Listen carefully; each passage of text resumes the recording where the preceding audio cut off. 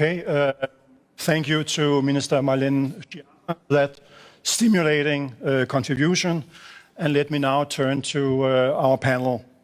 It's a pleasure and honor to introduce Ayaan Hirsi Ali, a well-known voice in the global debate on women's rights. Ayaan is a research fellow at the Hoover Institution in California and founder of the AHA Foundation that, among other topics, works to end honor violence, forced marriages, and female genital mutilation. Ayaan served as a member of the Dutch Parliament from 2003 to 2006, and she has written several books, among them international bestsellers such as Infidel and Heretic, Why Islam Needs Reform Now, and most recently, Pray, Immigration, Islam, and the Erosion of Women's Rights. Welcome, Ayaan, and thank you for being up early on the West Coast in the US. Nice to see you. Thank you, Flemming. Thank you very much for having me. And up here on stage, I have the pleasure and privilege of being joined by Sara Omar, award-winning Danish-Kurdish author and human rights activist. In 2017, Sara published her first novel, Death Washer, and in 2019, a sequel, Shadow Dancer. And in fact, Death Washer was published immediately after the killing of Samuel Paty, so there is a connection there. Both novels have been runaway bestsellers in Denmark. Sara has been living in Denmark since 2001. She was born and raised in Kurdistan, old Mesopotamia. She fled the war in 1990, and a big welcome to you as well, Sara.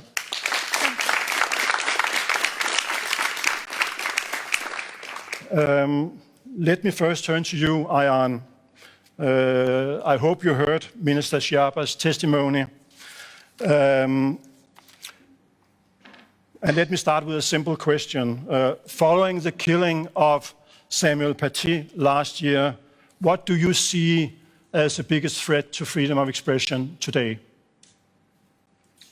I see a number of things. I think the killing of Samuel Paty, as in the killing of Theo van Gogh, is, incredibly extreme, where people feel offended by something and then resort to the most gruesome violence. Of course, that is a big threat. But what I think is even a bigger threat is the readiness of authorities, whether it's government authorities or authorities in academia, in journalism, but authorities at large in free societies being ready to cave in, to give in to these people who are threatening violence unless they get their way. I find that a much bigger threat than the violence itself. Mm-hmm.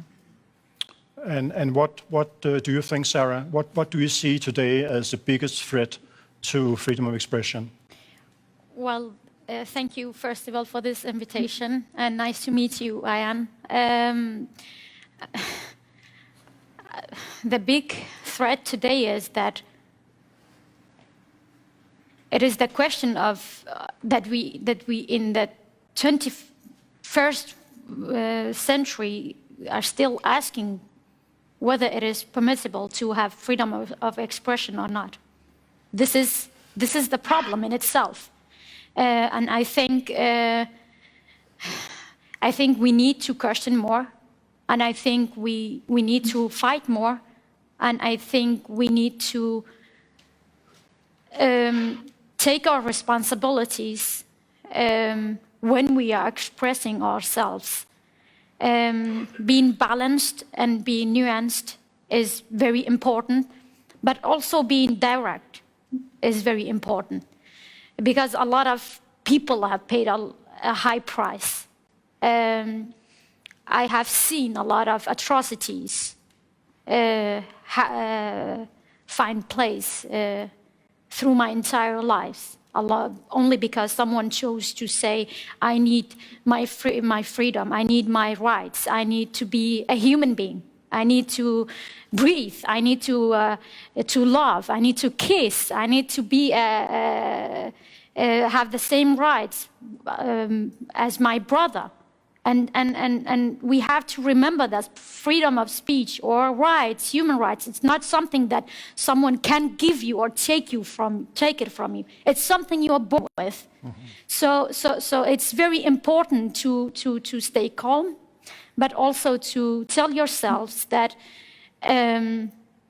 those extremism that happens, or those people who feel the urgent of telling you what you can say and what you cannot say, it's very important to tell them that as a human being, you have the right to express yourself. And of course, under your own responsibilities. But do you agree with, I think, what was a very important point made by Ayaan, that the greatest threat is in fact the willingness to cave in to pressure in Minister Schiappa's presentation? She said that the biggest threat was from society and from the Islamists, but it seems to me that Ayaan is making a different point, that it's up to us to decide how grave this threat is going to be to our freedom of expression. Do you agree with that? I am agree with that, because when you are paying attention to those people who eager to get attention, then you give them that attention that they actually want. So that's why I'm saying that it's very important to stay calm, but still fight, and to tell yourselves that those people cannot win. This is not a battle between them and them. This is a battle for human being, for being here as human being. And people with very, very extreme opinions and interpretation of a book that was here for I don't know how many years ago, centuries ago, when they feel the right to tell you what you are allowed to do or what you are not allowed to do, what you are allowed to say and what you are not allowed to say. Those people, it's very important to send them a message and tell them that we need to renew our values as human beings. And it is also for the governments to do that. It's also for the individuals to do that. And also for us, people like us that are paying a very high price to only be here and have some and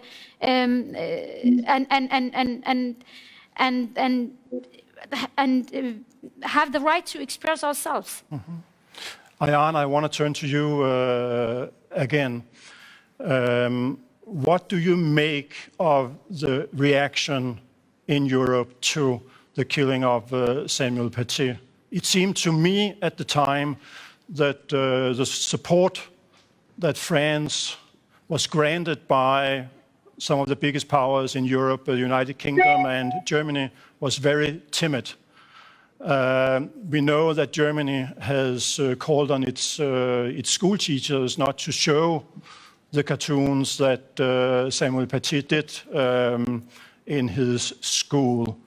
In the context of your first point, that in fact the most effective way to fight terrorism and violence is not to cave in to the threats, intimidation, and go on with your lives as if you are not willing to give in to these forces. What do you think? So I think, first of all, it's incredibly important to do what Sara is doing and what Minister Schiappa is doing, which is to articulate why these rights are inalienable, they are natural, we are born with them. And this articulation is extremely important.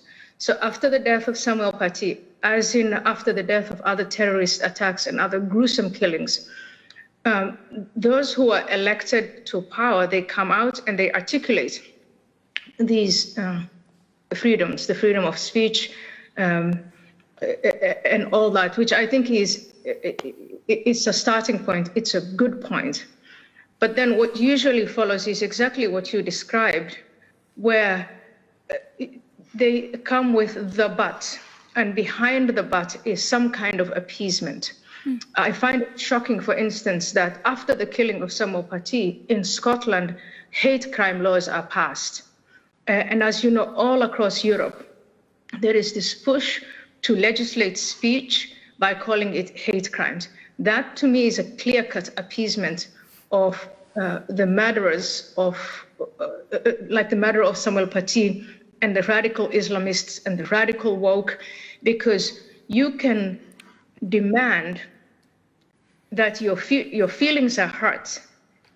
And because your feelings are hurt, if you organize sufficiently, you can get to a place where those in power will actually legislate speech. And I think that encourages the wrong type of people. So it's good to articulate, great to articulate these rights and freedoms and where they are from and what they are for, but that has to be followed also with the protection, unhesitatingly, with the protection of those rights and freedoms. So no hate speech laws, no apologies, no appeasement. You have to have a clear-cut red line to say, these are our values and our freedoms, we stand for them. And if you don't want it, you always have the choice of going somewhere else. And that's one side of the equation. And to follow up on that point, and following Minister Schiappa's testimony, France has some of the toughest hate speech laws in Europe. They have criminalized Holocaust denial. They seem to be on the way to pass quite tough laws regulating the digital space.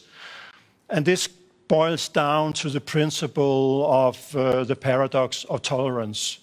Do you grant tolerance to the intolerant so that they can destroy freedom and tolerance? And what is the line in a free and democratic society? I would characterize France today as a militant democracy in the way it is trying to protect itself against intimidation, threats, and things like that through these tough hate speech laws. Do you support the French approach in this case, that is the right way to go in order to protect your freedoms? I support the French president and the French government in developing a bill that says we are against Islamist separatism, and not just saying it, but actually implementing that bill.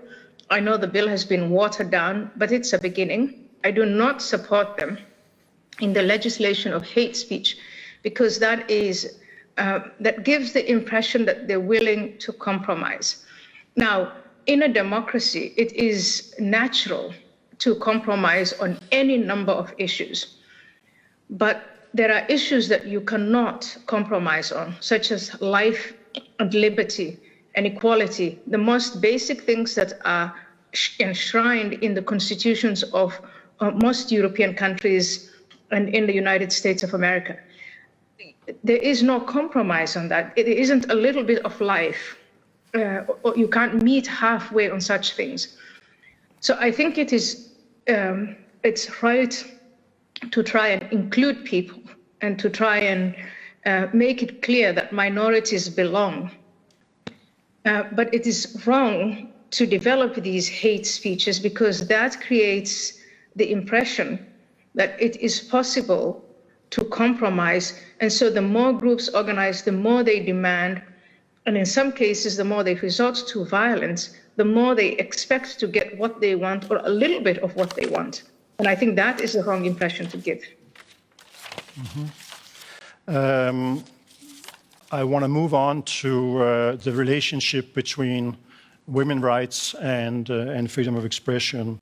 And Sara, in your novels, you have, in a very powerful language, depicted some of the difficulties women are experiencing due to social control and family pressure, even within liberal democracies and in countries with the rule of law. What can we do as a free society in order to fight this evil and grant women fundamental rights like equality and freedom?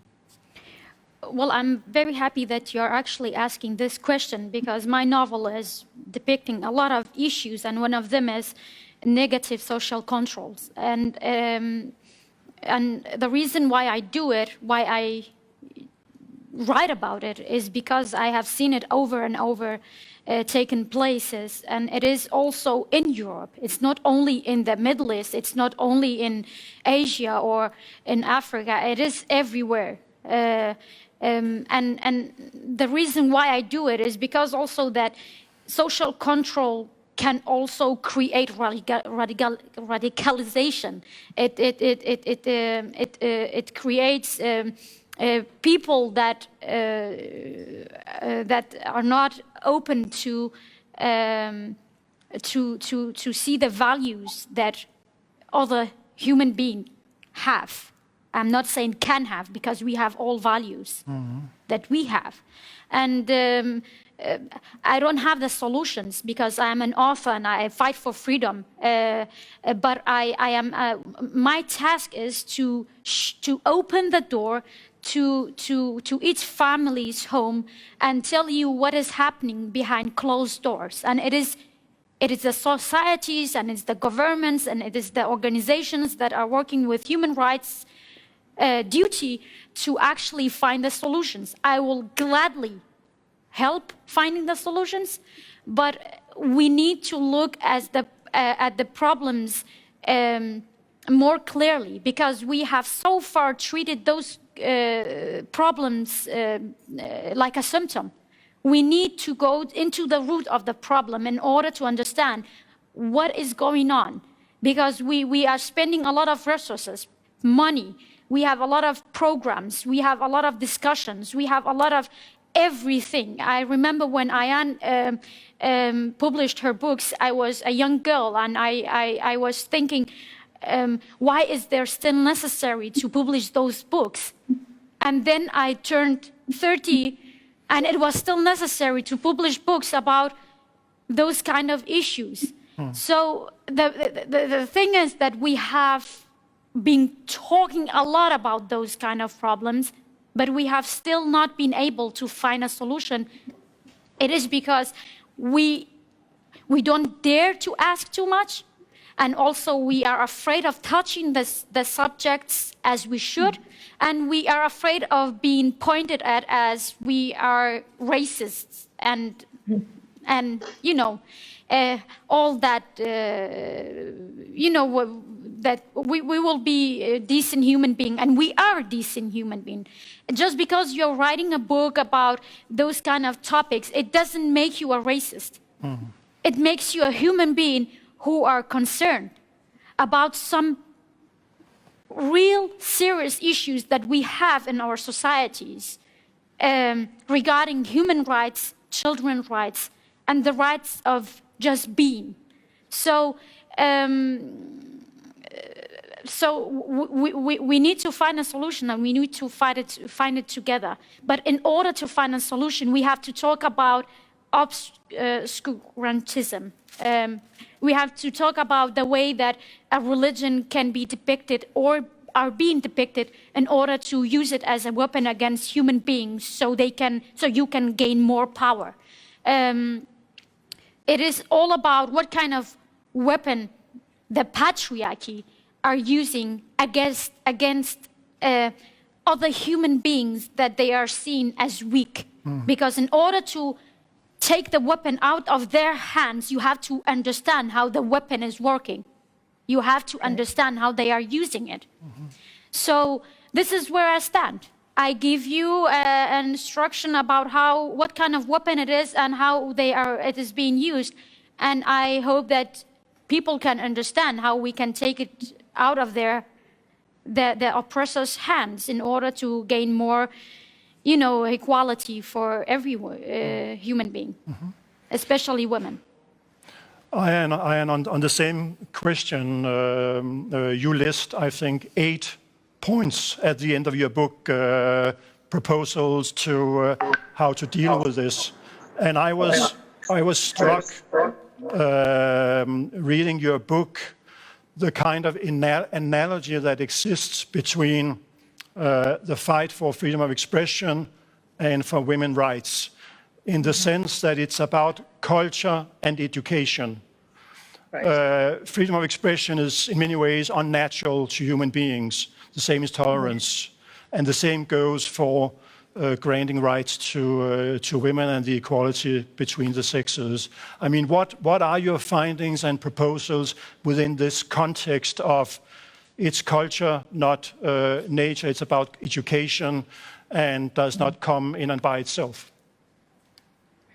So in preparation for this event, I did just wrote the key points in Pray, and I think each one of them is considered a difficult conversation in many parts of Europe. And I realized that Denmark is different, that things in Denmark have actually moved on.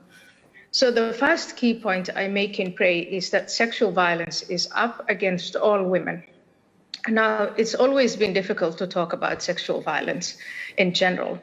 But then I come to my second point, which is that this particular increase in sexual violence that we're seeing, immigrant men are responsible for it, or at least for most of it, even though immigrant men are a minority group. The third point, I think that is going to get me into trouble, is that integration has failed. The integration of communities from Muslim-majority countries that have settled in different parts of Europe has failed compared to the integration of immigrant communities from non-Muslim countries. Number 4, and this is a criticism of people who make policies, the push and pull factors of immigration, we call it asylum, but it really is immigration or migration. The push and pull factors have not been factored into the relevant policies that are designed to deal with immigration and integration. The 5th point that I make is that the countries that put values first integration programs will fare better. They will do better than those that go woke. Countries such as Denmark and Austria that have decided, okay, we'll stop this nonsense about the taboo and trying to sweep everything under the carpet, and we're going to come out honestly. These countries are doing better. When I'm on my various European tours, I point to Denmark as the only country with a center-left-led coalition with no significant populist or radical right-wing parties. That is, in fact, doing very well, and that is because you're taking the voters very seriously. And then finally, the erosion of women's rights, along with the safety of other minorities, such as the Jewish community, the gay community, this is all related to this increase in immigration from Muslim-majority countries. I know that's taboo. I know that not every immigrant man is responsible for making women and Jews and gays unsafe, but we're seeing these trends, and it's all interconnected, and the sooner we are open about this, the sooner we can develop the relevant policies. And I think it is the recognition, the acknowledgement that these things are happening that will lead to sound policies. And I believe that sound policies are made on the local level. So I can come and give some general ideas about push factors, pull factors. You have to have behavior, and behavior has to have, your actions have consequences. And if you break the law, I think there should be consequences. But what exactly that should be, that is developed on the local level. I'm going to leave it at that. That was excellent. Thank you for that comprehensive list. I don't know if we have spend all our time, but I would like to open it to the floor. Any questions to our panelists? I mean, there must be. This is a very exciting issue. Yes, up here. Please, your affiliation and name. Hello, my name is Christian, and actually a part of Sara's security advisor. And I would like to hear actually for all of you, all three of you, I'm curious to hear this battle you have been taken, or this fight that you have been chosen. I'm quite sure it has a price individual for each of you. Could you please try to describe what kind of price it has cost you to fight this battle, please? Mm-hmm. Sara, you go first. Well, the price is that each time you speak out and each time you get a prize, you have to pay a price. And the price is that you have to live on the ground. This is what I do right now. So the price is not easy. And sometimes you stand very alone. Even though you try to give something to the society that actually can benefit, but the price is very high. So when you are throwing yourself out into those kind of topics and try to make a difference, especially within human rights, with this background that I have, that you have to be completely sure that this is what you want, because you lose a lot. It is very expensive. The price is very expensive, but the price is very worth paying. In my case, because the pain of generations and generations and generations of women today is coming out through my voice, because no one did it for my mother, no one did it for my grandmother, no one did it for my sisters, and no one did it for all those women that have been subjected to religious killings, honor killings, or whatever killings that has been. So I'm willing to pay that price in order that the next generation do not have to even discuss it. So this is where I stand. This is why I'm paying this price. And if it costs my life by the end of the day, then let it be. No. Yeah, that was powerful. Ayaan, what do you say? That was incredibly powerful. And Sara, I don't think they're going to kill you. You will be alive and strong and brave and inspiring for other women and other men as well. And I think that's the price is the price of speaking up. I think of it these days more as an investment. It's precisely as Sara says, if you don't do it, who's going to do it? So it's worth paying that price, but it's also even more rewarding when I see that it leads somewhere. For instance, that the next generation is listening. I have more Muslim friends today than I did 20 years ago, and most of those friends are at least 15 years younger than myself. They are people who grew up with the development of ISIS, with the development of Al-Qaeda. They're people who grew up in societies where the Europeans who live in freedom and take those freedoms for granted come out and say, you shouldn't be doing these things. You shouldn't be worrying about these controversial topics. Stick to something nice and safe. And people like Sara are saying, no, it's really important to give a voice to the women and children and the vulnerable people who don't have a voice. So there is a price, but it's worth paying that price. And Sara, as you can see, I'm still alive. I'm 51 years old. My freedom is compromised, but it's been a worthy goal. What really makes me sad is, and the question I always ask myself is, how many lives have to be sacrificed before we come to our senses? You take a country like France.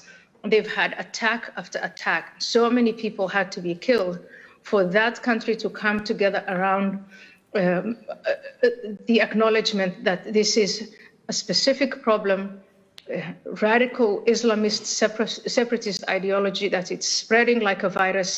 And now we have to compromise all sorts of freedoms and values just to go after them.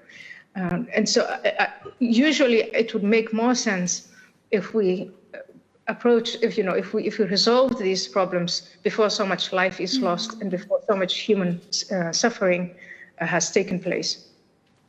Thank you. Can I answer 1 minute?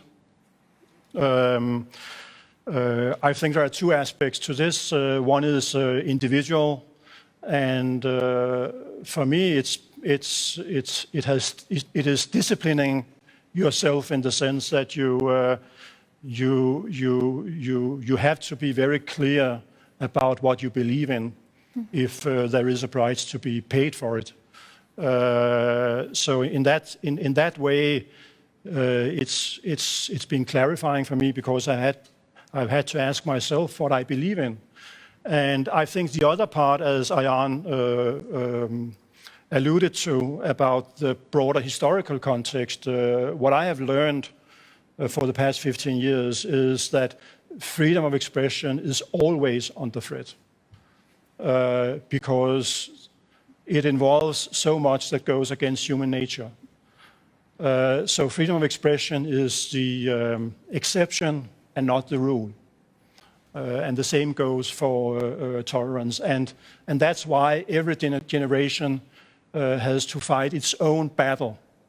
It's never written in stone or finally protected. It's an ongoing battle or war that will never end. So that's what I've learned individually and in a broader historical context. Is that it? Okay.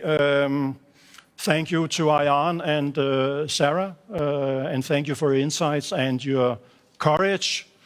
Courage is the key to freedom. So keep up the good work, and you will need all the support from the audience and from people around the world to continue doing your work. Thank you. Thank you. Thank you very much.